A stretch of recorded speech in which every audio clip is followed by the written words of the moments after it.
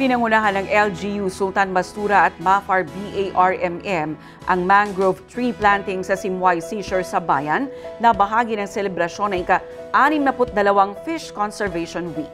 Ang Partners in Peace and Progress story mula kay Criza Chavez. Isinagawa ng Sultan Mastura LGU at MAFAR BARM ang mangrove tree planting sa Simoy Seashore sa bayan ng bahagi ng selebrasyon ng ika-62nd Fish Conservation Week. Sa ilalim ng pamumuno ni Mayor Dato Armando Mastura, aktibong nakiisa ang LGU Sultan Mastura sa pagtatanim ng mga bakawan bilang suporta sa advokasya ng pangangalaga sa kapaligiran at pangisdang masagana.